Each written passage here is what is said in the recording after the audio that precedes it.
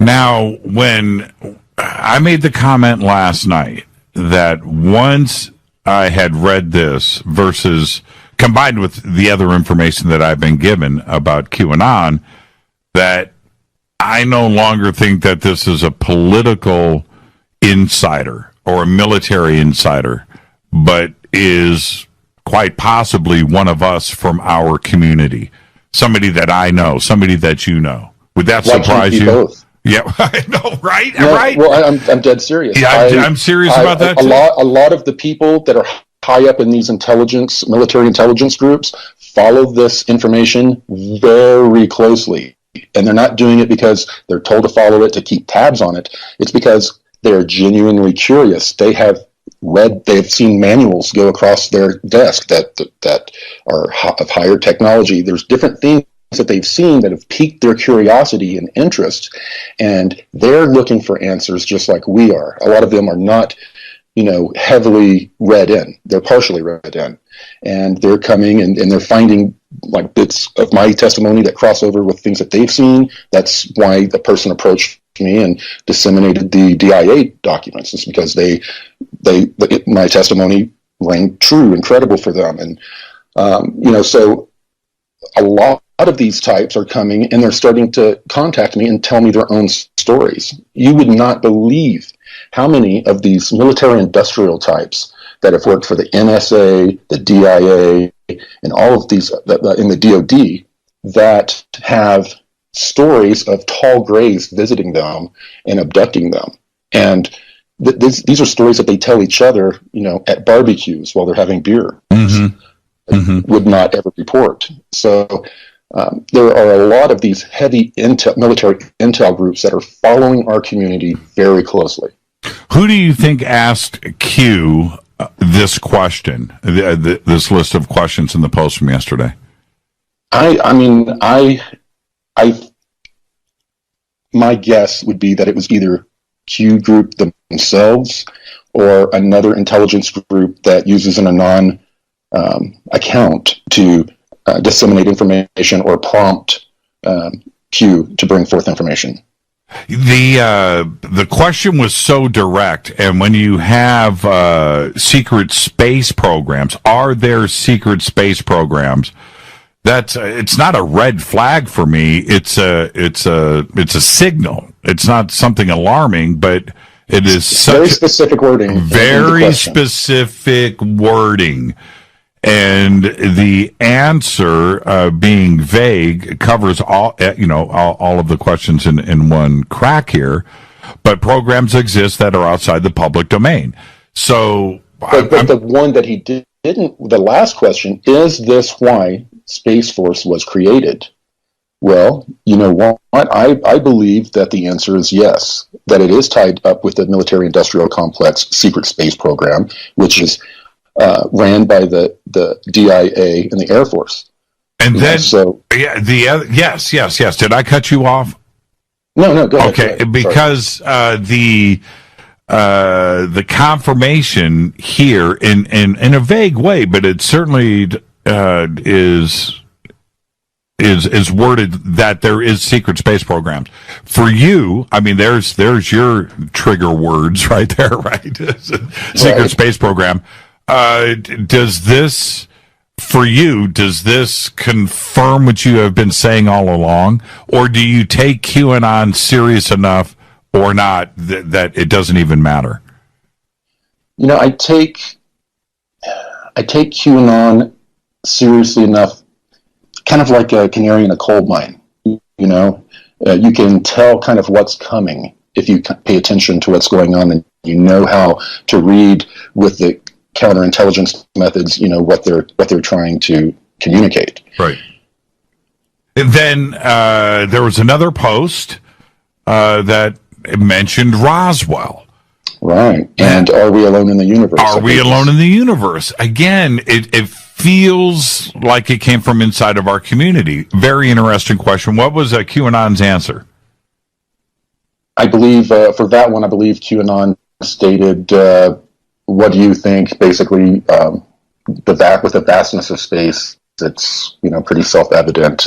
That's not a quote, but something along those lines. Right, and it goes back to what I was talking about leading into you coming on the show, which is the Fermi paradox and the vastness of space. This is something that I have talked about a lot. I mean, the information that we have today, Corey, versus what we knew 10 years ago, 10 short years ago, it's two different things. 20 years ago, what we know today about the vastness of space and what is out there, well, that's a conversation that happens on this show.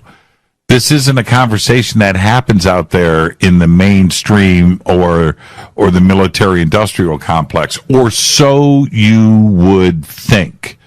The answer coming back from QAnon was spot on the money, and it just makes me, again, it's not a red flag, it's a signal.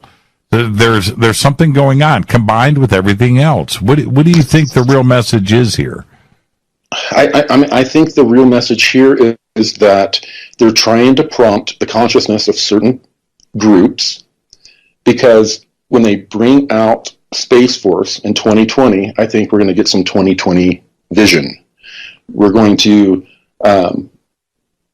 find out they're going to have this new Space Force as a way to aggregate and bring all of these high-end technologies from different programs under one program and disclose a big portion of it. I think that at that point they will say, we've been developing this for years. The technology it's all now to a point to where we can deploy it operationally, and try to start to disclose this MIC space program in that fashion. And I think that I was talking, in my testimony well over a year ago, that in these negotiations, they've been trying to figure out how to disclose things, and they want to do this slow rollout disclosure, and they genuinely think that it's the best thing for humanity is to roll it out slowly. So this is a part of this slow, protracted disclosure that the Alliance and other groups have negotiated and agreed to. Now, QAnon, we've only got a few short minutes left here, Corey, and thank you so much for joining us. But QAnon's audience, I'm going to have you fill in the blank. QAnon's audience, generally speaking, are we talking about far right, far left, a mix, conservative, liberal? I mean, who is QAnon focused? It is mostly the right-wing conservative types, the sort of the more liberal or progressive types that are following it very closely happen to be people that are huge into conspiracy theory, aliens and government conspiracies and all of that. So they have a little bit more of an open mind and a little bit of a tolerance to be able to follow it and not be triggered like, just about everyone else in America right now that are programmed with this left versus right, stupid stuff. Right. And this is QAnon got comfortable. The audience, their core audience, has gotten comfortable and close to QAnon. And then these posts come out, and is it potentially going to freak out the audience, alienate the audience? No pun intended. Think of this. Just after QAnon, not long after they do go mainstream, and all of these conservative and all these other types are following it, they drop this info about secret space program.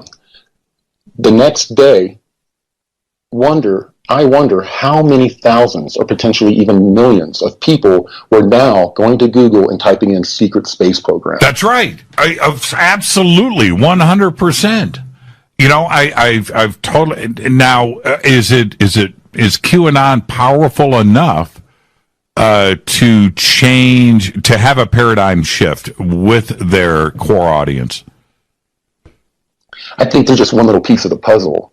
There are a lot of, I've been reporting a lot of the things that have been going on in the background. Things have gotten really hot. Not that we really don't have a whole lot of time to go into it, but there have been a lot of actual Alliance people that have been arrested. People that were cells that people used to communicate with me, they were arrested by the alliance because they had been compromised. And so there's been a lot of turmoil going on within the alliance because there are a lot of people that they trusted ended up getting blackmailed or compromised themselves in some way, and they had to really tighten things up. So I'm not getting anywhere near the briefings that I used to get. There you go. Corey, I want you to, you've got about 1 minute left. This is the first time that you have spoken out there in a couple of months now. I'm sure that the audience out there is happy to hear your voice. Is there anything you want to say to everybody as we say goodbye? No, I'm just saying stand by. The secret space program is going mainstream at this very moment. This is disclosure. Not only is our movie going to be putting out the secret space program to the mainstream, but a lot of other projects that are going on are going to be doing the same thing. Going up to DC on 11/11 to do a big mass meditation on the release of suppressed technologies. This is all kind of dovetailing and coming together and converging in a very beautiful way.